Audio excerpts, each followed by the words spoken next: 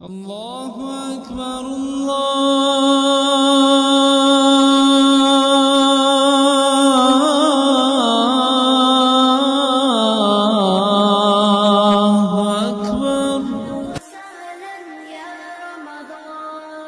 أهلا وسهلا يا رمضان شهر التوبة والغفران مرحبا بك رمضان رمضان شهر الذكر والإحسان أهلا وسهلا يا الكريم أما بعد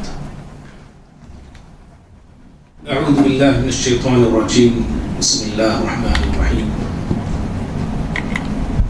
إنما يعمر مساجد الله من آمن بالله واليوم الآخر وأقام الصلاة وآتى الزكاة ولم يخش إلا الله وعسى أولئك أن يكونوا من المهتدين. معزز دینی بھائیوں، ماہ رمضان کا دوسرا عشرہ آج مکمل ہو چکا ہے. یہ ہماری 20ویں تراویح ہے اور اس طرح 20ویں تراویح پر جو سمجھے گا دوسرا عشرہ بھی جو ہے مکمل ہو گیا ہے اور ایک تیسرا عشرہ باقی ہے جس میں ایک عظیم رات ہم سب کو ڈھونڈنا ہے، تلاش کرنا ہے اللہ کی توفیق سے، جو رات کے اپنے اندر بڑی فضیلتیں، عظمتیں، برکتیں اور اہمیتیں رکھتی ہیں. اللہ تعالیٰ وہ رات لیلۃ القدر ہم سب کو نصیب کرے. آمین. ابھی ہم سورۃ التوبہ کی آیتیں سن رہے ہیں. کل کے درس میں سورہ انفال پر کچھ باتیں پیش کی گئی تھی. سورہ اعراف میں اور سورہ انفال میں جو رشتہ ہے، دو آیتوں پر یعنی دو آیتیں بتا کر ہم انشاءاللہ آگے آتے ہیں. سورۃ الاعراف میں اللہ رب العالمین شیطان سے بچنے کا حکم دیا ہے. وَإِمَّا يَنزَغَنَّكَ مِنَ الشَّيْطَانِ نَزْغٌ فَاسْتَعِذْ بِاللَّهِ کہہ کے شیطان وسوسہ ڈالتا ہے، وسوسوں کے ذریعے وہ ہم پہ حملہ کرتا ہے، تو اللہ تعالیٰ سے تو پناہ طلب کرو، اللہ نے کہا. اور سورہ انفال میں اللہ تعالیٰ نے یہ بتایا کہ شیطان کس طرح لوگوں کو گمراہ کرنے کے لیے ہتھ کنڈے استعمال کرتا ہے. وہاں گمراہ شیطان کے وسوسوں سے، شیطان کے فریب سے بچنے کا حکم دیا گیا. اور سورہ انفال میں بتایا گیا کہ شیطان کا فریب کیسا ہوتا ہے. باقاعدہ وہ آتا ہے، وہ مشرکین مکہ کے پاس انسانی شکل میں، اور بعض کہتے ہیں کہ نہیں وسوسہ ڈالا تھا، لیکن اکثر کا کہنا یہ کہ انسانی شکل میں آتا ہے. جیسا کہ ابو ہریرہ رضی اللہ تعالیٰ عنہ کا مشہور قصہ ہے، زکوٰۃ اور صدقات کے کھجور لے کے بیٹھے تھے، باقاعدہ انسانی شکل میں آئے. تو اس نے آ کے مشرکین مکہ کو کہا کہ آج تم پر کوئی غالب نہیں آ سکتا، انی جار لکم، میں تمہارا حمایتی ہوں. ایسے اس نے باتیں بتایا. تو یہ جو ہے یہ ربط ہے یہ دونوں میں. اور سورۃ الاعراف میں اللہ نے ذکر کا حکم دیا ہے. وَاذْكُرْ رَبَّكَ فِي نَفْسِكَ تَضَرُّعًا وَخِيفَةً، اپنے رب کو یاد کرو، اپنے نفس میں یاد کرو، اپنے جی میں یاد کرو. ذکر کا اللہ نے حکم دیا سورہ اعراف میں. سورہ انفال میں اللہ نے ایک مقام بتایا ہے، ایک جگہ بتائی ہے. ذکر کے بہت سارے اوقات ہیں، ہمیشہ ذکر کرنا چاہیے، اس میں کوئی بات شک نہیں، لیکن کچھ خاص اوقات بھی ہیں یہاں پہ اللہ کا ذکر کثرت سے ہونا چاہیے.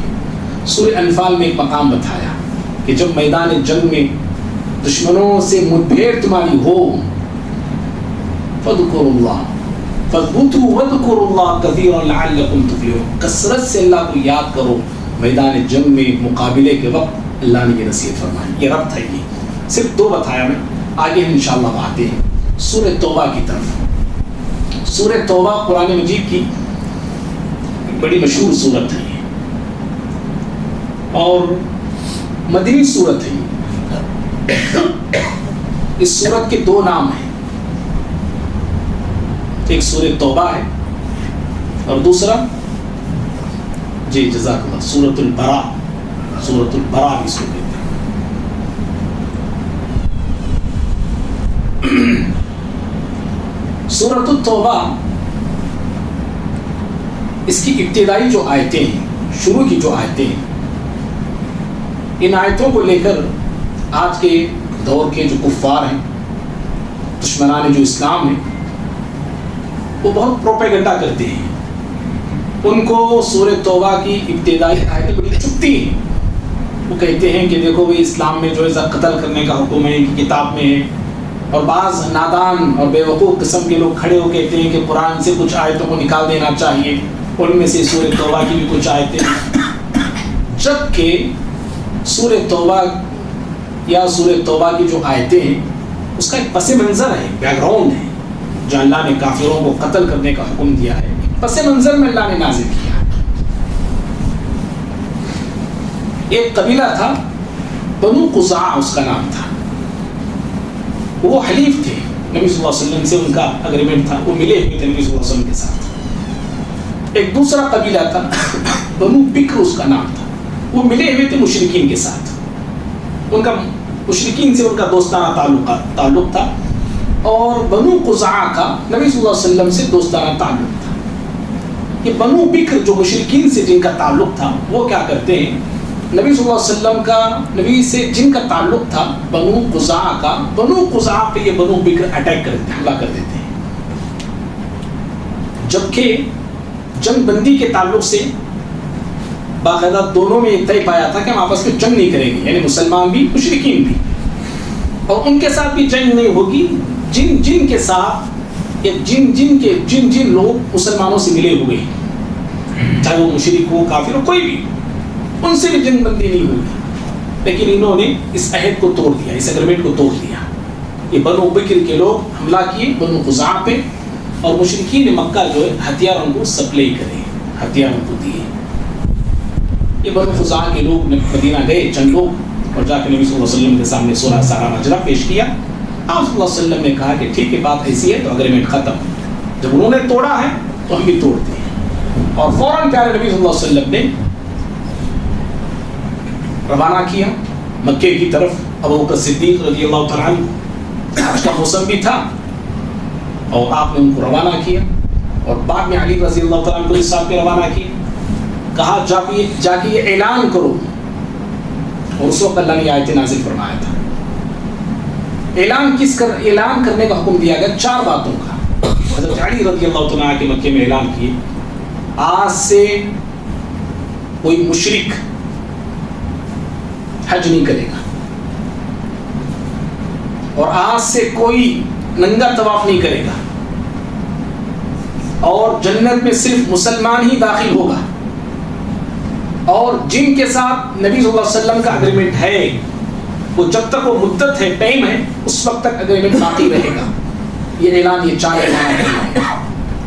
اگر جیسا کہ ان قرآن میں سورہ توبہ میں ہے کہ مشرکین کو قتل کرو مارو, یہ جو آیتیں ہیں, اگر ایسا ہوتا نبی صلی اللہ علیہ وسلم فوراً لشکر بھیجتے, فوراً حملہ کرتے. آپ اعلان کیوں کروایا آپ صلی اللہ علیہ وسلم نے؟ سمجھ گئے, پہلے اعلان کرایا گیا آج سے کوئی مشرک جو ہے خانہ کعبہ کا طواف نہیں کرے گا, اور پھر اس کے بعد سورہ توبہ میں اللہ رب العالمین نے یہ باقاعدہ بتایا کہ 4 مہینے کا انہیں وقت دیا گیا ہے. 4 مہینے تک رہنا ہے رہو, توبہ کرنا ہے توبہ کرو, اسلام میں آنا ہے آؤ, یا مکہ چھوڑ کے کسی اور مقام پہ جاتے تو 4 مہینے کا وقت دیا گیا. 4 مہینے کے بعد بھی کفر ہی پہ رہتے ہو, شرک ہی پہ رہتے ہو, نہ اسلام قبول کرتے اور نہ یہاں سے نکل کے جاتے, اس کے بعد کہا گیا کہ جہاں بھی ان کو تم پاؤ قتل کرو. یہ ہے پس منظر, یہ ہے بیان کروں گے. سیدھے حملہ کرو, سیدھے قتل کرو, سیدھے جان سے مارو, یہ نہیں کہا گیا ہے, بلکہ ان کو 4 مہینے مہلت دی گئی. اور آگے دیکھیے اللہ نے اسی سورۃ توبہ کے شروع میں یہ بھی بتایا, اگر کوئی مشرک آپ سے پناہ طلب کرتا ہے, جگہ مانگتا ہے رہنے کے لیے. حالات جنگی حالات کے وقت اللہ یہ اصول یہ آداب بتایا ہے. کوئی مشرک تم سے پناہ مانگے فأجرہ, اس کو پناہ دو, حتی یسمع کلام اللہ, یہاں تک کہ وہ اللہ کا کلام کو سن لے. ہاں اللہ, مشرک کو پناہ دو, قتل کرو نہیں کہا گیا ہے. کوئی مشرک پناہ مانگتا ہے آپ سے, پناہ دو اس کو. کیوں دینا ہے پناہ؟ تاکہ اللہ کا کلام وہ سنے, قرآن کو سنے وہ, اور قرآن کو سن کے اس کی زندگی بدل سکتی ہے, اس کی دنیا بدل سکتی ہے, حق اور ہدایت اس پہ واضح ہو سکتا ہے. یہ رب العالمین نے باقاعدہ سنایا ہے, پتہ یہ چلا غیر مسلموں کو بھی قرآن سنانا چاہیے. جی ہم خود سنتے نہیں, کہاں سنائیں گے بولے. ہاں ہمارا خود سننا مشکل ہے, ہمارا خود پڑھنا مشکل ہے, اب غیروں کو کیا ہم سنائیں گے, غیروں کو کیا ہم بتائیں گے. بتانا چاہیے. یہ ہے سورہ توبہ کی وہ آیتیں جن کے تعلق سے لوگ پروپیگنڈا کرتے ہیں. اس کا ایک پس منظر میں نے مختصر آپ کے سامنے رکھا. سورہ توبہ کے تعلق سے کچھ اہم باتیں. پہلی بات تو یہ ہے, یہ قرآن مجید کی یہ واحد صورت ہے جس میں بسم اللہ نہیں ہے, جس کی ابتدا میں. قرآن کی ایک ایسی ایک واحد یعنی اکیلی صورت ہے جس کی ابتدا میں بسم اللہ نہیں ہے. کہیں کوئی بسم اللہ نہیں ہے. جی دن کے حالات اور اگریمنٹ ہوا تھا نا. جی اگریمنٹ صحیح. اور کوئی کیوں بسم اللہ نہیں ہے؟ حضرت عبداللہ بن عباس رضی اللہ تعالیٰ عنہما نے حضرت عثمان بن عفان رضی اللہ تعالیٰ عنہ سے پوچھا. حضرت ابوبکر صدیق رضی اللہ عنہ کے زمانے میں قرآن کو جمع کیا گیا, اکٹھا کیا گیا تھا. عثمان رضی اللہ تعالیٰ عنہ کے دور خلافت میں قرآن کو پھر سے مدون کیا گیا. لہجے الگ الگ تھے, الگ الگ لہجوں میں قرآن پڑھا جاتا تھا. عثمان رضی اللہ تعالیٰ عنہ نے سب لہجوں کو نکال کے ایک لہجے پر قرآن کو جمع کیا. جو قریش کا لہجہ تھا اس لہجے پہ آج وہی قرآن ہے جو ہم پڑھتے ہیں, پوری دنیا میں وہی قرآن ہے. قریش کے لہجے پہ حضرت عثمان رضی اللہ تعالیٰ عنہ نے قرآن کو جمع کیا. تو حضرت عثمان رضی اللہ عنہ سے عبداللہ بن عباس رضی اللہ تعالیٰ عنہما نے پوچھا کہ آپ جو آپ کی خلافت میں جو قرآن کو آپ نے مدون کیا, آپ نے جمع کیا ہے ایک لہجے پر, تو آپ نے سورہ توبہ کے شروع میں بسم اللہ کیوں نہیں لکھا ہے؟ صحابی نے ایک صحابی سے سوال کیا.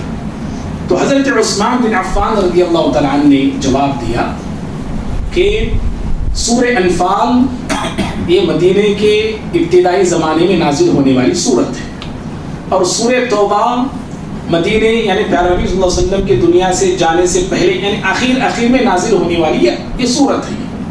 اور نبی صلی اللہ علیہ وسلم کے زمانے میں جب کوئی صورت نازل ہوتی تھی آپ کاتبین کو بلا کے اب لکھواتے تھے, یہ صورت یہاں لکھو, یہ صورت وہاں لکھو, اب لکھواتے تھے.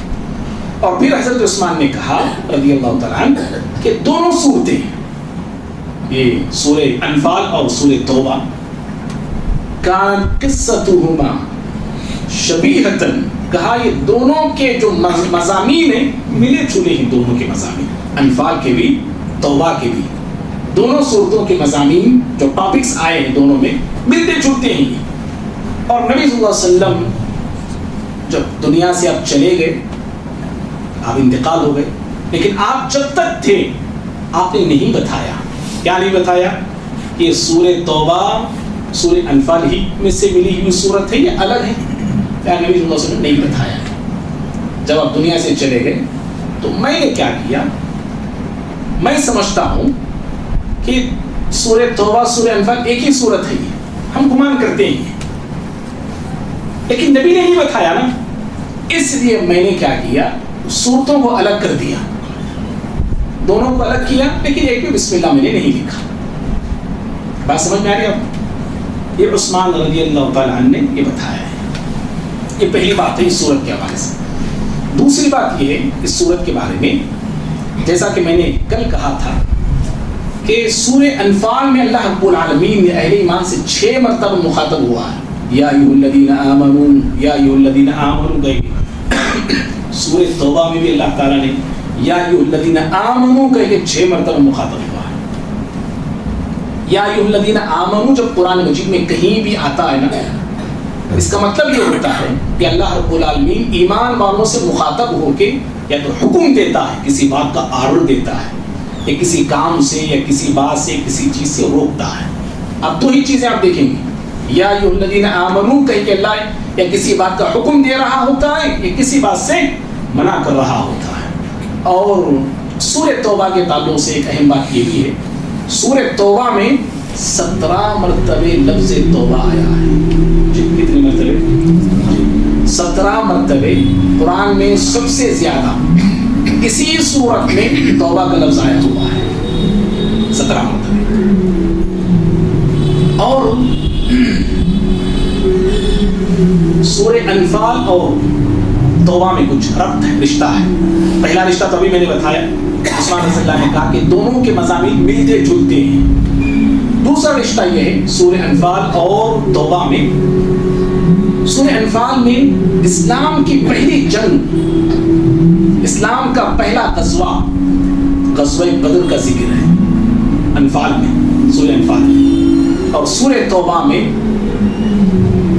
آخری جنگ جو نبی صلی اللہ علیہ وسلم کی حیات مبارکہ میں لڑی گئی، یہ جو ہونے والی تھی، وہ غزوہ تبوک کا ذکر ہے. وہاں پہلی جنگ کا ذکر ہے، توبہ میں آخری جنگ کا ذکر ہے نبی صلی اللہ علیہ وسلم کے زمانے کی. یہ ربط ہے، یہ دونوں میں رشتہ ہے. اور ایک رشتہ دونوں صورتوں میں یہ ہے کہ انفال میں نبی صلی اللہ علیہ وسلم کی ہجرت کے واقعے کا ذکر ہے کہ آپ صلی اللہ علیہ وسلم گھر سے جب آپ نکلے، اللہ نے آپ کو صحیح سلامت نکالا. مشرکین آپ کو قید کرنا چاہتے تھے یا قتل کرنا چاہتے تھے، لیکن وہ لوگ نہیں کر سکے، نہ قتل کر سکے نہ قید کر سکے. سورہ توبہ میں آپ کے غار کا ذکر کیا ہے. غار جہاں آپ تھے، غار میں، یہاں سے آپ گھر سے صحیح سلامت نکلے، اور اللہ سورہ توبہ میں بتایا کہ غار سے بھی اللہ نے آپ کو صحیح سلامت نکالا. یہ دونوں میں یہ ربط ہے. اور بھی ایسے کچھ ہے، لیکن ہم ایک بس یہ اشارہ کافی ہے. معزز بھائیوں، سورہ توبہ میں کئی بہت ساری باتیں ہیں، بہت ساری باتیں ہیں. پہلی بات تو یہ کہ مسجد بنانے کی فضیلت کیا ہے. بڑی مشہور آیت ہے، ابتدا میں نے پڑھا، انما یعمر مساجد اللہ من آمن باللہ. مسجدیں کون آباد کرتے ہیں، مسجدیں کون تعمیر کرتے ہیں، اللہ نے ان کی صفات بتایا ہے. تو مسجد بنانے کی بڑی فضیلت ہے، اور مسجد بنانے والوں کو اللہ رب العالمین نے خصوصی طور پہ ان کا ذکر کیا ہے کہ ایسے ایسے لوگ مسجد کو تعمیر کرتے ہیں. اسی طرح سے اس صورت میں اللہ رب العالمین نے امت مسلمہ کی ذلت، رسوائی، بدنامی، ناکامی، اس کا ذکر کیا ہے کہ امت کیسے جو ہے بدنام ہو سکتی ہے، کیسے گر سکتی ہے، کیسے ذلت کے حوالے ہو سکتی ہے. اللہ نے کہا، مشہور آیت ہے سورہ توبہ کی، اور اس پر 4ویں آیت ہے، قل ان کان آباؤکم وابناؤکم واخوانکم، اس پوری کی آیت ہے. اگر اے نبی کہیے، اگر تم کو تمہارے باپ، تمہاری اولاد، تمہارے بھائی، تمہارے رشتہ دار، تمہاری تجارت، تمہارا گھر، یہ ساری چیزیں اللہ نے 8 چیزوں کا ذکر کیا. اگر یہ تم کو محبوب ہے، زیادہ پسندیدہ ہے اللہ سے، اس کے رسول سے، اور اللہ کے راستے میں جہاد سے، تو پھر انتظار کرو کہ اللہ کا عذاب تو آ سکتا ہے. اور آج اگر ہم دیکھتے ہیں امت مسلمہ کا بہت بڑا طبقہ، امت مسلمہ کی اکثریت آج انہی چیزوں کے پیچھے پڑی ہوئی ہے. اس کا مطلب یہ نہیں کہ دنیا نہیں کمانا چاہیے، نہیں، دنیا کمانا ہے، دنیا پانا ہے، گھر بار بنانا ہے، تجارت کرنا ہے. یہ مطلب نہیں کہ آپ سب چیزوں سے کنارہ کشی اختیار کرو، بس اللہ اللہ کے بولو. نہیں، دنیا کمائیے، دنیا بنائیے، لیکن دنیا کی محبت اللہ کی محبت پہ غالب آنے نہ پائے، مال کی محبت اللہ اور اس کے رسول کی محبت پہ غالب نہ آنے پائے. یہ مطلب ہی ہے. اور جب ایسا ہوتا ہے، ہم دنیا سے زیادہ محبت کرتے ہیں، اہل و عیال سے زیادہ محبت کرتے ہیں، تو پھر ہماری ذلت اور ہماری رسوائی کا دور وہیں سے شروع ہوتا ہے. حضرات صحابہ کرام کی زندگیاں ہمارے لیے نمونہ ہیں، کیسے انہوں نے اللہ سے محبت کی، نبی سے محبت کی اور اللہ کے راستے میں جہاد سے محبت کی اور اللہ اور اس کے رسول کے لیے انہوں نے ساری دنیا کو ٹکرایا، مال کو، دولت کو، عیش و آرام کو، سکون کو، سب کچھ انہوں نے چھوڑا۔ ایک مفسر جو ہے بڑی پیاری بات اس آیت کی روشنی میں کہتے ہیں، وہ کہتے ہیں کہ اگر کوئی شخص دنیا کو ترجیح دیتا ہے، دنیا کو ترجیح دیتا ہے، دین کو نظر انداز کرتا ہے، تو اس کے ہاتھ سے دین بھی جاتا ہے، دنیا بھی جاتی ہے۔ کیا کہا انہوں نے؟ اگر کوئی شخص دنیا کو اہمیت دیتا ہے، دین کو نظر انداز کر دیتا ہے، وہ سب چھوڑو جی، دین کیا، اللہ نبی رسول بولے ہونے کا نہیں ہے، ہٹاؤ ان ساری چیزوں کو، بس دنیا ہے، دنیا کو اہمیت دیتا ہے، وہ کہتے ہیں کہ ایسے انسان کے ہاتھ سے دنیا بھی جاتی ہے، دین بھی جاتا ہے۔ اور انہوں نے آگے پھر کہا جو بندہ دین کو ترجیح دیتا ہے، دین کو ترجیح دیتا ہے، اللہ ایسے بندے کو دین بھی دیتا ہے، دنیا بھی دیتا ہے۔ اتنی بڑی بات ہے، سمجھ گیا؟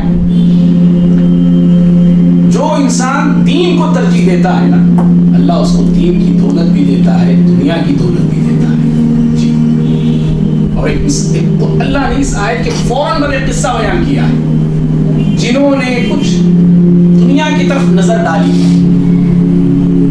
اللہ رب العالمین نے ان کا کایا پلٹ دیا، ان کی فتح کو اللہ نے شکست میں بدل دیا۔ جنگ حنین کا ذکر ہے اس آیت کے فوراً بعد۔ جنگ حنین میں مسلمان بہت بڑی تعداد میں تھے، 12,000 کا لشکر تھا مسلمانوں کا، اور جن دشمنوں سے یہ جنگ ہوئی نا، حوازن و ثقیف، دو قبائل تھے، بڑے تیر انداز تھے، 4,000 کا لشکر تھا دشمنوں، مسلمان 12,000، دشمن 4,000 کا ہے۔ لیکن بعض لوگ جو نئے نئے مسلمان ہوئے تھے، مکہ فتح ہونے کے بعد یہ جنگ ہوتی ہے، جب مکہ فتح ہوا، مکہ فتح ہوتے وقت چند لوگ مسلمان ہوئے، تو وہ 2,000 جو نئے نئے مسلمان تھے وہ ایڈ ہوتے ہیں، 10,000 کا آلریڈی مسلمانوں کا لشکر تھا، یہ 2,000 نئے نئے لوگ ایڈ ہوئے اس کے اندر۔ تو نئے نئے لوگوں کے زبان یہ نکل گیا کہ بھئی ہماری اتنی زیادہ کثرت ہے، اتنا بڑا ہمارا لشکر ہے، وہ تو جنگ ہے، آج ہم پر کوئی غالب نہیں آ سکتا، یہ زبان سے نکل گئی۔ جو اللہ رب العالمین نے کیا کیا جانتے ہیں؟ دشمن ایسی تیر اندازی کرنے لگا، ایسی تیر اندازی کرنے لگا، صحابہ کرام میدان چھوڑ کے بھاگ گئے۔ چند لوگ میدان میں کھڑے تھے، چند لوگ میدان میں ٹکے تھے، اور پھر انہیں احساس ہوا، پھر اللہ کی طرف رجوع کیے۔ جب انہیں پتا چلا کہ کثرت کی بنیاد پر جنگیں جیتی نہیں جاتی، نہ لڑی جاتی ہیں، یہ اللہ کی مدد سے لڑی جاتی ہے، احساس ہوا، پھر لوٹا حساب ہے۔ تو اس سے یہ بات بتائی جاتی ہے کہ اگر کوئی شخص دنیا کی طرف مائل ہوتا ہے، دین کو نظر انداز کر کے، تو اللہ کو نظر انداز کر دیتا ہے، اللہ کی طاقت اور قوت اور اس پر اعتماد اس کا کم ہوتا ہے، دنیا ہے، ہماری تعداد ہے، ہم ہیں، اگر ایسا کسی کا مینٹالٹی بنتا ہے، اللہ نے جنگ حنین کا تذکرہ بتایا ہے، اور اگر ہم اللہ کی طرف مائل ہوتے ہیں، اس کے دین کی طرف آتے ہیں، تو اللہ رب العالمین ایسے بندوں کو تنہا نہیں چھوڑتا۔ بہرحال اس صورت میں ایک اور مضمون ہے، بڑا اہم مضمون ہے، زکوٰۃ جو لوگ نہیں دیتے نا، ایسے لوگوں پر کیا وبال آنے والا ہے، اس کا ذکر ہوا ہے، اور پھر اس کے بعد زکوٰۃ کن کن لوگوں کو دینا ہے، انشاءاللہ ابھی آیتیں سنیں گے شاید، زکوٰۃ کن لوگوں کو دینا ہے۔ سورہ توبہ کی 60 نمبر کی آیت ہے، اللہ رب العالمین نے 8 لوگوں کا ذکر کیا، 8 لوگوں میں ہی زکوٰۃ دینا، 8 کے علاوہ 9ویں کو دینے کا نہیں ہے اسلام میں۔ اللہ نے مقرر کر دیا ہے زکوٰۃ ہم اپنی مرضی سے تقسیم نہیں کریں گے، فریضۃ من اللہ، اللہ نے کہا یہ اللہ کی طرف سے فریضہ ہی ہے، اللہ نے جو بتایا، جن لوگوں کے تعلق سے بتایا، انہی لوگوں میں زکوٰۃ تقسیم ہونا چاہیے۔ اب وقت نہیں ہے اس پر گفتگو کرنے کے لیے، پھر میں نے اشارہ دیا، ہم پڑھ لیجیے، اللہ سے دعا ہے اللہ رب العالمین مجھے بھی آپ کو بھی سبھی کو باتوں کو یاد رکھنے کی توفیق عطا فرمائے۔ اللہ رب العالمین تمام صغیرہ سارے گناہوں کو اپنے فضل سے معاف فرمائے، آمین۔ معزز بھائیو انشاءاللہ